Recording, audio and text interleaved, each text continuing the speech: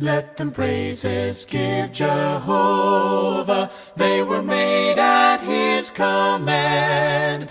Them forever he established. His decree shall ever stand. From the earth, oh, praise Jehovah. All ye floods, ye dragons all.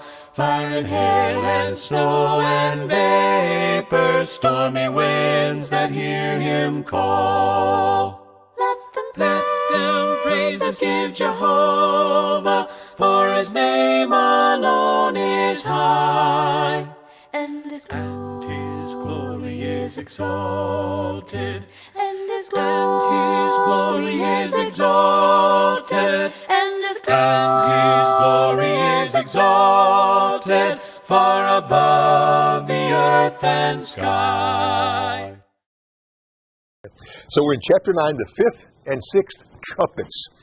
You will recall back in chapter 8 was the breaking of the final seal, the seventh seal, and that revealed seven angels who received seven trumpets, and the trumpets began sounding.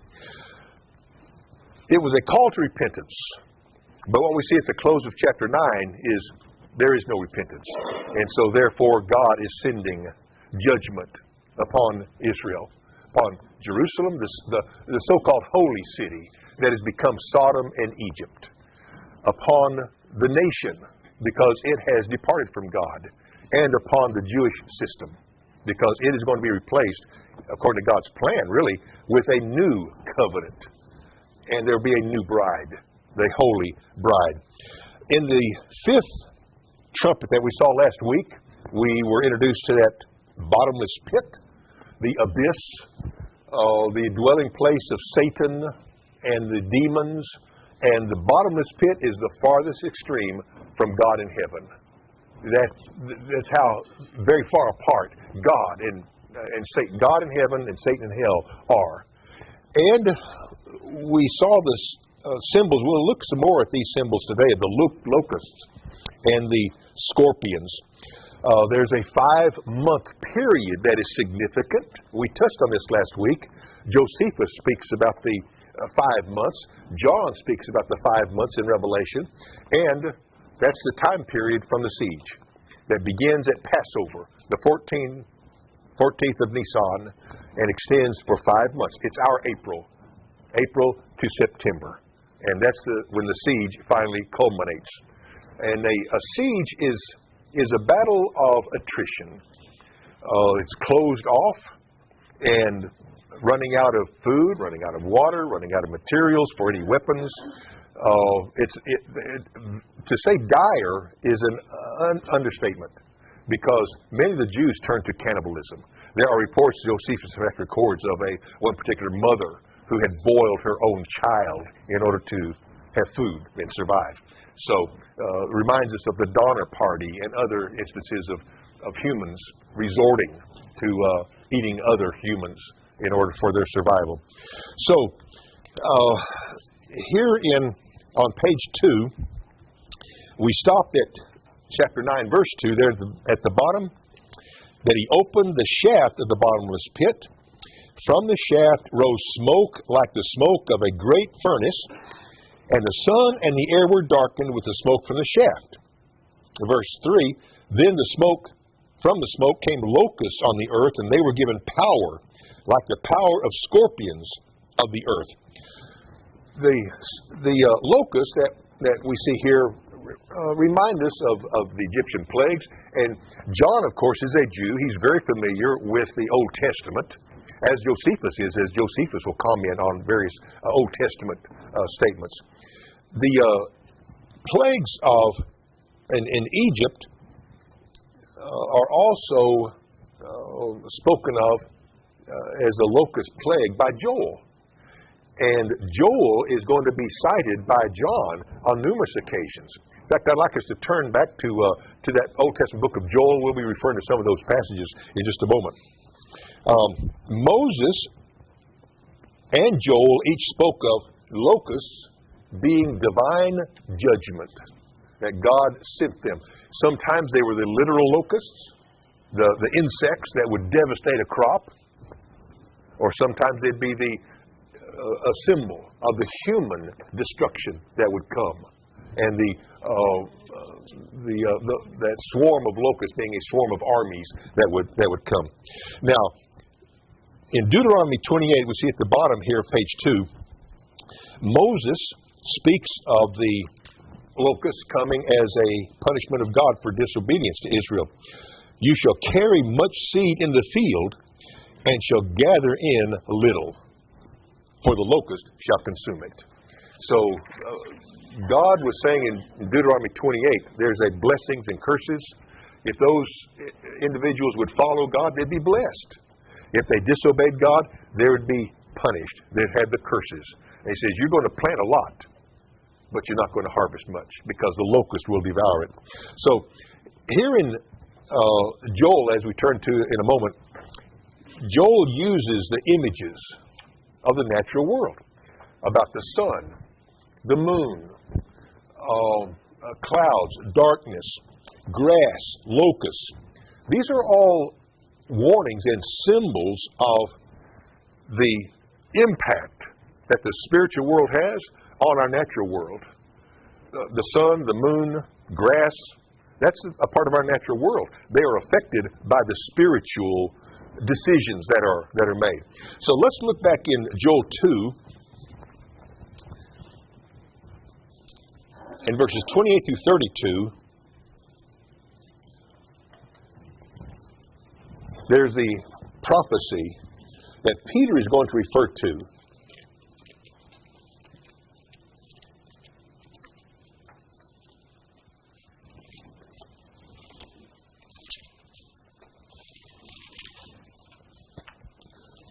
And there's an interesting bit of information for us to know about Joel. The name Joel means Jehovah is God.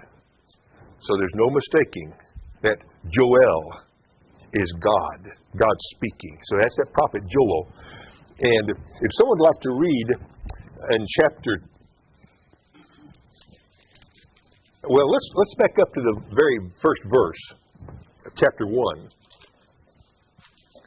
as that kind of sets the stage for us before we get to that prophecy of Joel.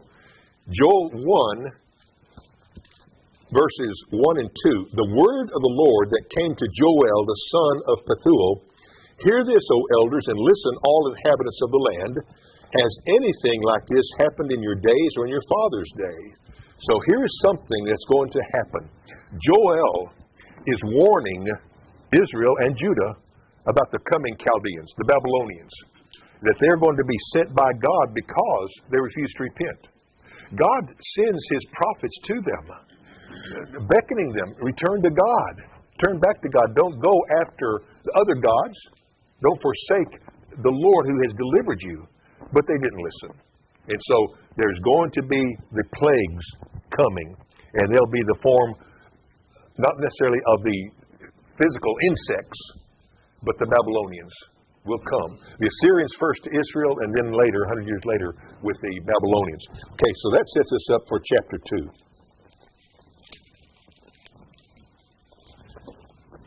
In verse 28,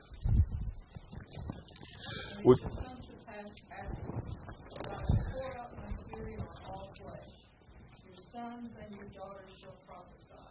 Your old men shall dream dreams, and your young men shall see visions. Even on the male and female servants in those days I will pour out my spirit. And I will show wonders in the heavens and on the earth, blood and fire, columns of smoke. The sun shall be turned to darkness, and the moon to blood, before the great and awesome day of the Lord comes. And it shall come to pass that everyone who calls on the name of the Lord shall be saved. For in Mount Zion and in Jerusalem there shall be those who escape, as the Lord has said, and among the survivors shall be those whom the Lord calls. Okay. Thank you, Pam. There's a correction I need to have you make at the top of page 3, where that second paragraph says Acts 2, 28 through 32. that is in error. That should be Acts 2:14 through 16.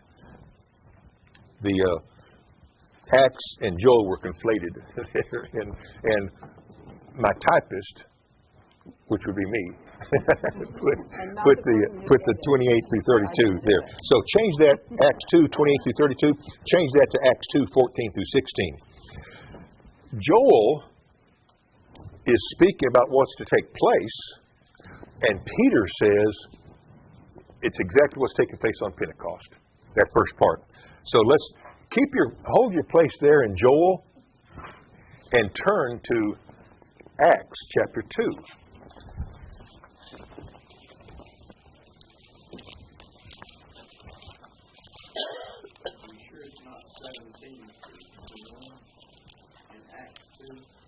Well, we're going to be looking at 14 through 16, to start with. Then we'll look down at verse 21. See? But yes, you're right. It's an entire section there on that statement of Peter.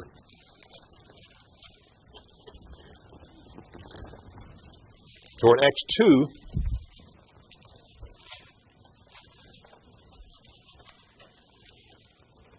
verse 14, Peter takes his stand with the 11, raised his voice, and declared to them, "Men of Judea, and all you who live in Jerusalem, let this be known to you, and give heed to my words. These men are not drunk as you suppose, for it's only the third hour of the day. But this is what was spoken of through the prophet Joel." So what Joel prophesied, Peter says, this is what Joel was meaning. And then he goes on to state, and then he cites that prophecy of Joel. But there's an interesting stoppage that Peter does. When we see in Acts 2 and verse 21, he quotes this part of Joel, "It shall be that everyone who calls on the name of the Lord will be saved." But what's the other part of Joel that Pam read a moment ago? Anyone still there at Joel 2:32? It will come about in that whoever calls on the name of the Lord will be delivered. Okay. On Mount Zion and in Jerusalem there will be those who escape, as the Lord has said, even among the survivors whom the Lord calls. Okay, so Peter doesn't mention that one. He says, whoever calls upon the name of the Lord will be saved. But it will come about in Mount Zion that those shall escape. So perhaps Joel is also referring to that Jerusalem collapse and the fall of Judaism that would take place. Peter doesn't mention that. He stops with whoever calls upon the name of the Lord will be saved. Now, that calling on the name of the Lord is found frequently in the New Testament. Can you think of other places where that term and that phrase is applied? What was Saul told to do by Ananias? He said, "Saul, why do you tarry? Arise and be baptized, calling on the name of the Lord." Paul would later write that whoever calls the name of the Lord will be saved. But how shall they call on him in whom they do not believe? And how shall they believe unless they hear? And how shall they hear without a preacher? So that's a term that's very, very familiar, calling on the name of the Lord, and goes back to Joel's prophecy about that. Now, we can also, it seems to me, tie in this save yourselves from this crooked generation that Peter will refer to them as. It says this generation is corrupt. We see there in Acts 2. Therefore, save yourselves from this crooked, this corrupt, this perverse generation. And that may be what Peter is referring to back when Jesus, in his Mount Olivet Discourse, spoke about this generation is going to see everything that's taking place. It says that this generation won't pass away till you've seen the destruction of Jerusalem and the temple. So we have to kind of put some things together, but it makes sense. Peter was there when Jesus was speaking on that Mount of Olives about the temple. They were praising the temple. Look how beautiful that is that Herod's building now, this second temple in Jesus says, I tell you, the day's coming, you won't see one stone upon another, and this generation will see it. So, is that what Peter is perhaps reflecting upon when he says, save yourselves from this corrupt generation, or this generation that is going to witness these things? Here in Acts 2 and verse 40. So, just some comparison of Joel with Peter and that Old Testament and New Testament theme of the natural disasters that are coming in the form of locusts that are not necessarily the insects, but they symbolize the armies that are going to be coming against God's people at God's demand. So, during the Jewish war, Josephus, among the several Jewish groups in revolt against Rome and his fellow countrymen, speaks about a Simon Bar Giora who dies in 70 AD, that same year as the collapse.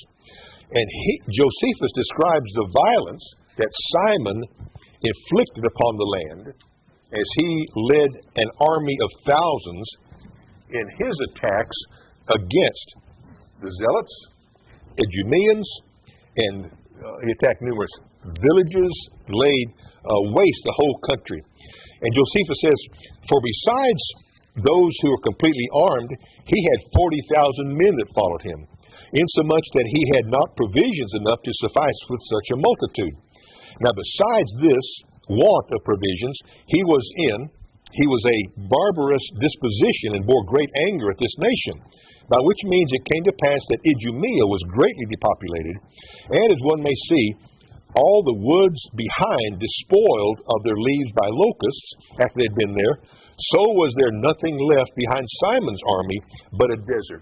And so Josephus likens that devastation of this Simon to a swarm of locusts that goes over and devastates a land. Some places they burnt down. Some they utterly demolished. And whatsoever grew in the country they either trod it down or fed upon it. And by their marches they made the ground that was cultivated harder and more intractable than that which was barren. In short, there was no sign remaining of those places that had been laid waste that ever they had had a being. That's what you would call total demolition. That's in Josephus' opinion. It says that's how thorough they were in devastating the land, just like a plague of locusts. And so that terminology is apt. John in Revelation also gives the image of the sun being darkened, there in verse 2. That reminds us of the 9th plague in Exodus, and it's also in keeping with the theme of judgment. Behold, he comes in the clouds, every eye will see him, and those that pierced him. And so the darkening is what Joel is referring to and what John refers to. Joel, and I've inserted here in chapter 2, verses 1 and 2, blow a trumpet in Zion, sound an alarm on my holy mountain. Let all the inhabitants of the land tremble, for the day of the Lord is coming. It is near, a day of darkness and gloom, a day of clouds and thick darkness. And I will show wonders in the heavens and on the earth, blood and fire, columns of smoke. The sun shall be turned to darkness, the moon to blood, before the great and awesome day of the Lord comes. So, as we've mentioned here, some commentators identify in verse 3 these locusts with being the actual locusts that are going to come, either in Joel or in the New Testament. But it seems more fitting that we see them as symbols, images of the devastation. We know the Chaldeans came, the Babylonians came and devastated the land and took the captives. And we also see the Romans did the same thing to Israel in the mid-60s through mid-70s. So some commentators identify the locusts as demons coming out of the bottomless pit. So that's one of the interpretations that some commentators view, and they are doing the bidding of Satan. In my opinion, John's likely referring to the locusts as symbols of the human enemies of God that are instruments of Satan that will devastate God's people. We know how sinful Israel had become and the Jewish leaders, how corrupt and grifters, really, taking advantage of their position and fostering an affiliation and allegiance, loyalty to Rome. Josephus comments on this. He says, no age, and again, Josephus knew the Old Testament. He was a Jew. He fought against the Romans first, and then he surrendered, and then was viewed by the Jews as being a traitor for his cooperation with Rome. But then he writes, being supported by Vespasian, his Jewish wars. And he says, no age ever bred a generation more fruitful in wickedness than this from the beginning of the world. So that's saying something. Since the beginning of the world, there's not been any generation of Jews that's been as corrupt as this one that I'm living in. Had the Romans made any longer delay in coming against these villains, the city would either have been swallowed up by the ground, opening them up, or been overwhelmed by water, or else been destroyed by such thunder as the country of Sodom perished by. For it had brought forth a generation of men much more atheistical than were those that suffered such punishments. For by their madness it was that all people came to be destroyed. Josephus says this was God's punishment on Israel because the Jews in that generation had become so corrupt that they rejected God. And the punishment that Sodom received was nothing compared with what this generation is going to receive. Another statement in verse 9 here in chapter 9, verse 3 of chapter 9 says, the scorpions of the earth have power. So again, we see an allusion to the natural biological creatures of scorpions. It says they have power.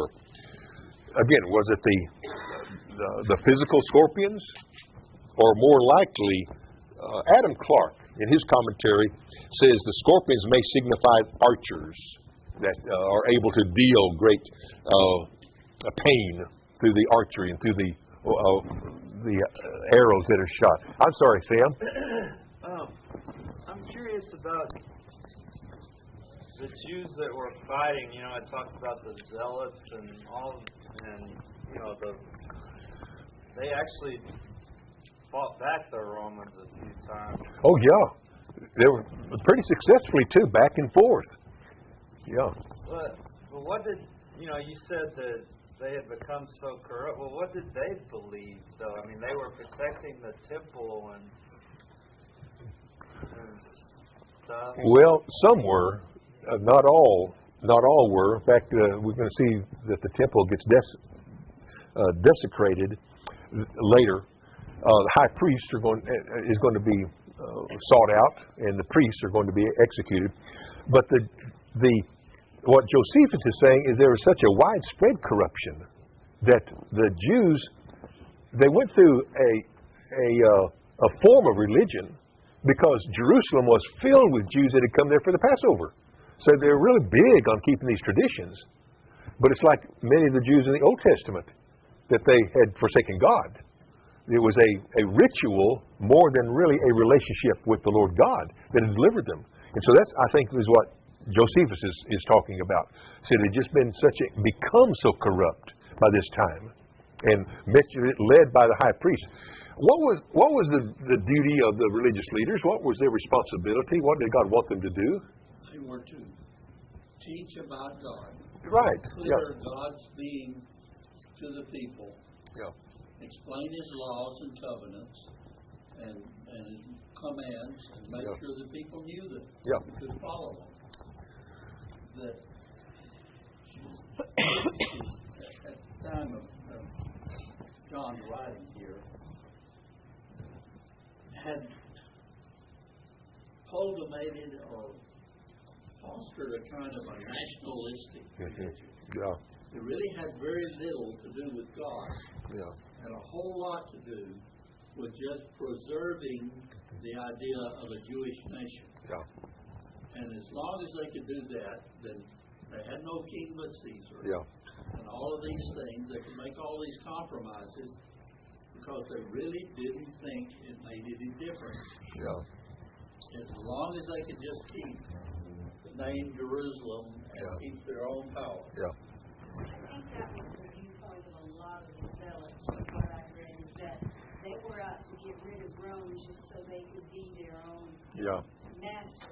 Yeah. It wasn't about what they believed about God. It was this nationalist spirit of, I want to be. Yeah. It wasn't faith-based. Yeah. Well, it's faith-based, but the faith was totally in the nation, not in God. Yeah. Yeah. No. Which is what God condemns them for.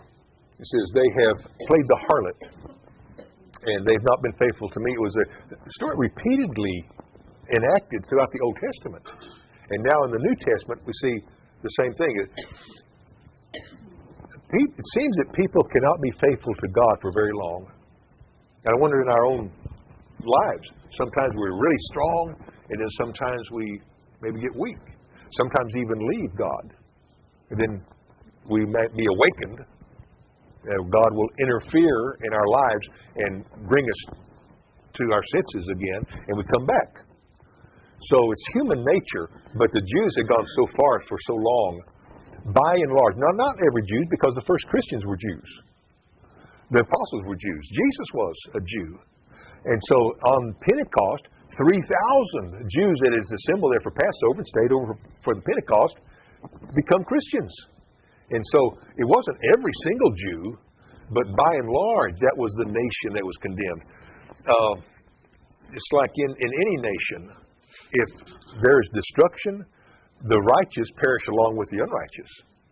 It's the righteous, though, that have a home in heaven and have that assurance. And that's what, above everything, that's what Revelation gives. The hope, the confidence that faithful Christians have, that they may kill the body, but don't fear him who's able to kill the body but can't kill the soul.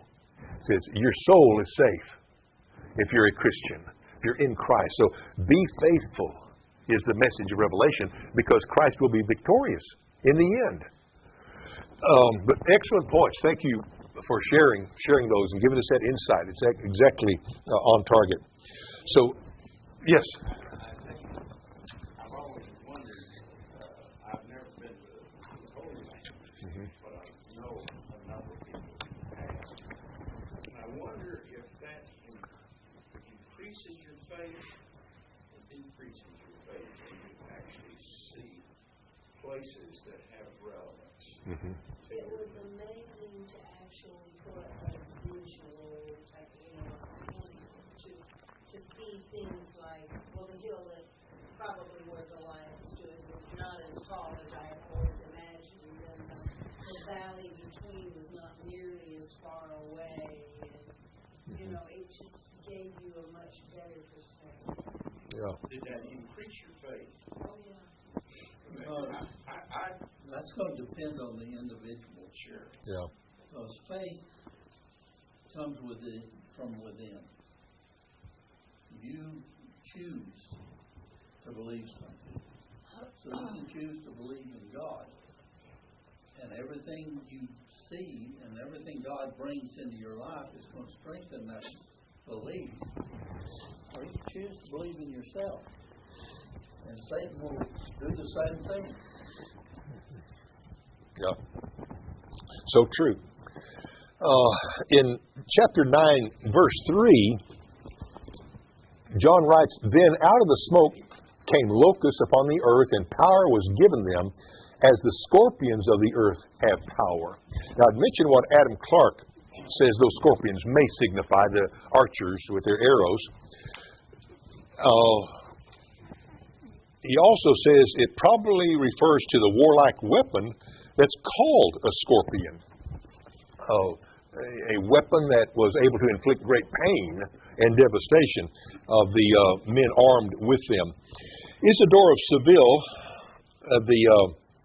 much later, a scholar and theologian, said the scorpion is a poisoned arrow shot from a bow or other instrument, which when it wounds a man, deposits the poison with which it is covered in the wound, whence it has the name scorpion. Seneca, he wrote, that describes the torment which is occasioned by this species of poisoned arrows. So it may be that those scorpions John is referring to would be the arrows that are flying, that will be inflicting great pain. Some of them may be poisonous. In verse 12, there's an interesting statement that John Wesley makes that I thought is relevant to this past week, what we've observed in the religious world. 9 verse 12. The first woe is past. Behold, 2 woes are still coming after these things. Wesley applies that in a futuristic way to the rise of the papacy in the historical context. It says, 1 woe is past, there are 2 woes coming after these things. In 589, so writes John Wesley, who will be the founder of Methodism, a branch off of the Church of England. It says, 1 woe is past, there come 2 woes after these things. In 589, when the first woe ended, says John Wesley, Muhammad was 20 years old. So he's going to connect Islam with the rise of Catholicism, actually, in these woes that are coming. It says the Christians were being contentious with each other. After the death of the emperor in Persia, there were dreadful disturbances in the East among Christians. Hence, Muhammad found an open door for his new religion and empire. And when the usurper, a man by the name of Phocas, who rises to power out of the military, but then is going to be placed in religious authority, when the usurper Phocas had in the year 606 not only declared the Bishop of Rome, Boniface III, universal bishop, but also the Church of Rome, the head of all churches. This was a sure step to advance the papacy to its utmost height. So here we see Wesley which most of the Protestant scholars will take that view of Revelation as seeing it's the rise of the Antichrist being the Pope. Of course, we are very aware of the power and the influence of Catholicism this week with the new Pope being voted on by the cardinals. But I thought it was interesting, it would tie in some relevant.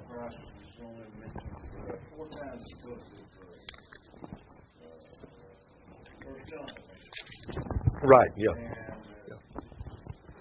And all those instances, that's the only place you can hold New Testament that's mentioned. And all those explanations, it says that anyone that is against Christ. Yeah, is anti-Christ. Yeah. And the I've heard those that can have two meanings. It can be a group, and it can also be an entity. Yeah, and the reality is anything that opposes Christ is anti-Christ. It could be an individual, a group, an organization, a teaching can be anti-Christ. But I bring that up because Wesley takes the view of many of the Protestant scholars that Revelation is about what takes place in the centuries following the establishment of Christianity and the fall, the apostasy, and the rise of Catholicism and the man of sin, as Paul speaks of him in Thessalonians, the man of sin being the Pope. So just interesting observation I thought I'd insert here. But getting back to what we mentioned a moment ago, the role of the religious leaders was to teach God's people God's ways, to practice righteousness, to walk with God, not to oppose Him. And yet, as Josephus points out, and as the New Testament points out, these religious leaders, the priests, the high priest, Sanhedrin, scribes, were anything but holy. In fact, they set about to condemn Jesus, and Jesus turns the table on them and condemns the Pharisees and the high priest. In a scathing rebuke at the bottom of page 4, Jesus said to the Pharisees, "You are of your father, the devil." That's not to be taken complimentary. You're of your father the devil, and your will is to do your father's desires. He was a murderer from the beginning and does not stand in the truth, because there's no truth in him. When he lies, he speaks out of his own character, for he is a liar and the father of lies. For their unfaithfulness, the judgment of God is coming against this supposedly holy nation. They were designed to be a holy nation back in Exodus 19:6. That's what God called them. So you're my people. Be a holy nation. But they had by this time become anything but that. So in verse 7, in appearance the locusts were like horses, John says, prepared for battle. On their heads looked like crowns of gold. Their faces were like human faces. Again, John's vision resembles Joel. Joel 2, verse 4 and 5. Their appearance is like the appearance of horses, like war horses they run. As with the rumbling of chariots, they leap on the tops of mountains, like the crackling of a flame of fire, devouring the stubble, like a powerful army drawn up for battle. And so Joel sees the vision of the Babylonian forces, again, like locusts coming, and as horses that are prepared for battle. It's what? Yes. Yeah. You won't be able to stop them. They're going to run over you just like a horse would gallop over a crowd. So the day of the Lord is coming, Joel says. The locusts of John, again, we read in Joel that they are not the literal insects necessarily, but the human instruments that God will use to bring about the destruction of the land. However, only those people who do not have the seal of God on their foreheads are going to be harmed. So that reminds us of God's protection that was promised earlier, that we went over earlier in Revelation. And indicates that judgment is going to fall upon those in Israel. Remember back in chapter 7, do not harm the earth or the sea or the trees until we have sealed the servants of God on their foreheads. And I heard the number of the sealed, 144,000, sealed from every tribe of the sons of Israel. So many Jewish Christians had fled, as Jesus had warned. He said, when you see these signs coming, know that the hour is at hand, and flee. Get out of there. Don't go into Jerusalem. Get out of Jerusalem. Yeah. So. Pray it not be on the Sabbath. Yeah. Because camps will be closed. Yeah. Stay on the rooftops so you can run. Because the houses were built close together. Mm-hmm. Yeah. Rooftop to rooftop. Yeah. And you could run across all the houses.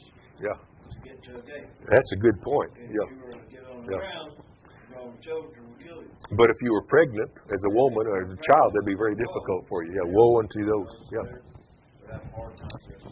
Yeah.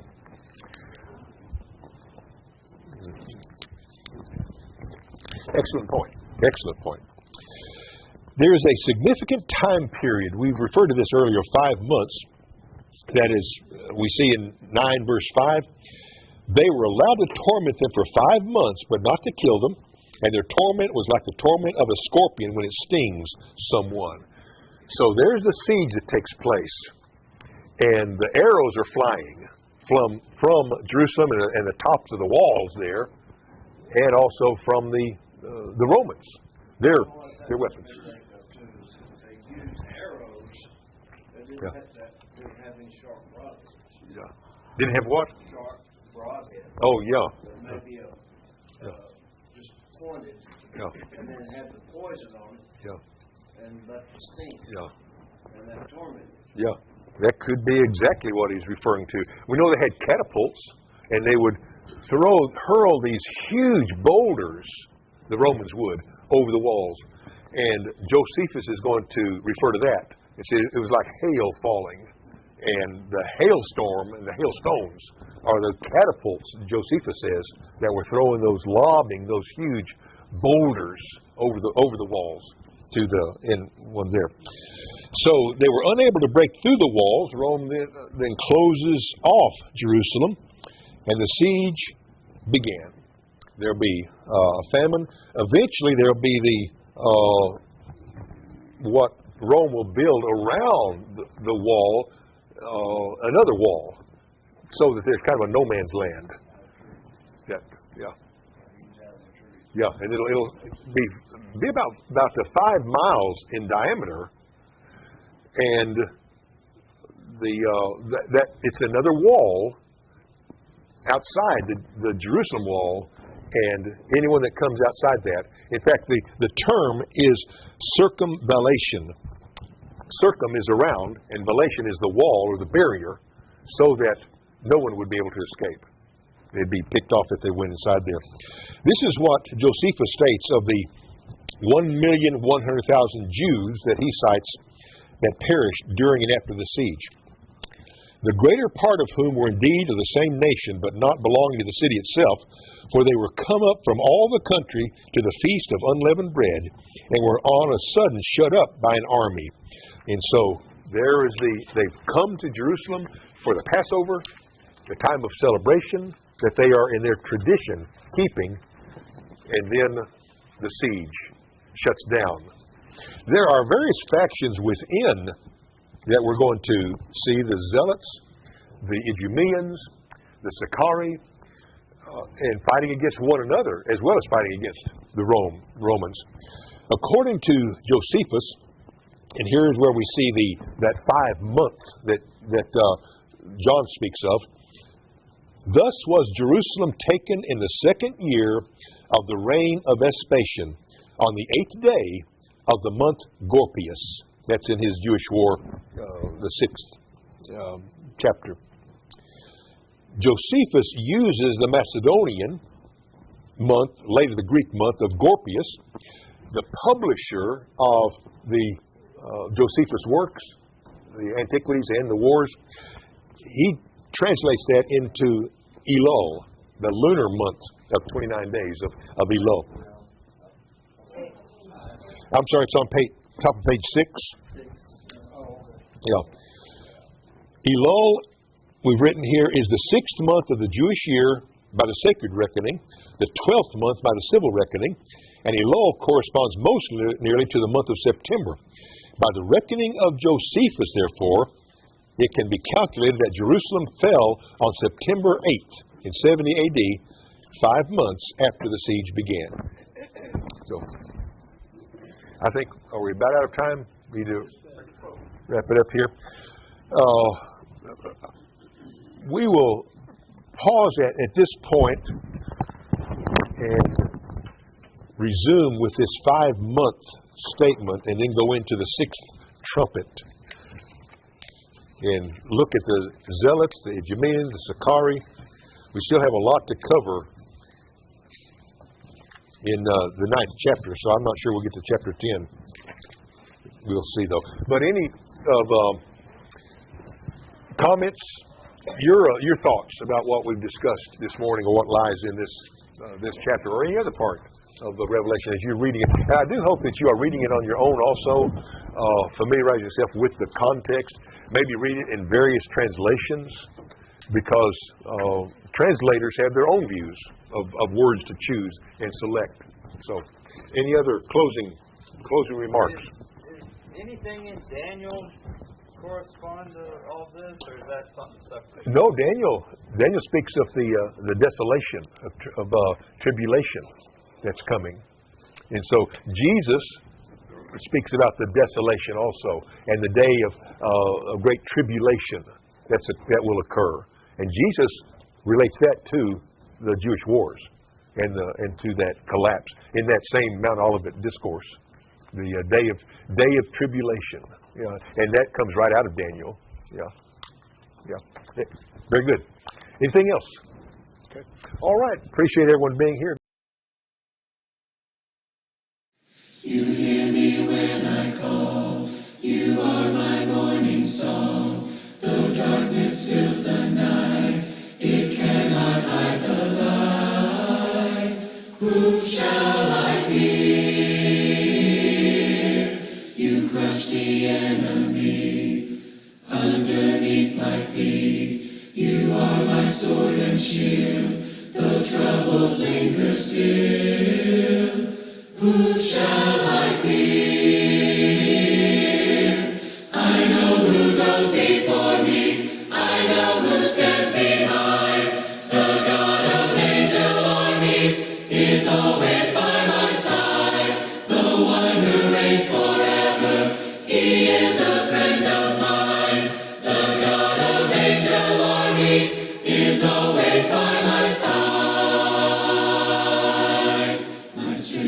is in your name, for you alone can save. You will deliver me. Yours is the victory.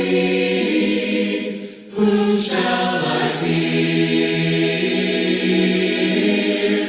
Whom shall I fear? I know who goes before me. I know who stands behind. The God of angel armies is always by my side. The one who reigns forever, he is a friend of mine. The God of angel armies is always by my side. And nothing formed against me shall stand. You hold the whole world in your hand. I'm holding on to your promises. You are faithful. You are faithful. You are faithful. I know who goes before me. I know who stands behind. The God of angel armies is always by my side. The one who reigns forever, he is a friend of mine. The God of angel armies is always by my side. The God of angel armies is always by my side.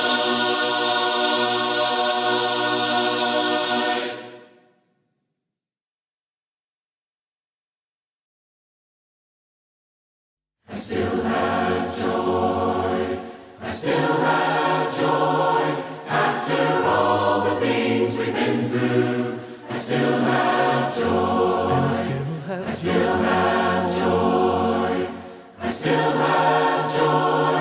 After all the things we've been through, I still have joy. I still have peace. I still have peace.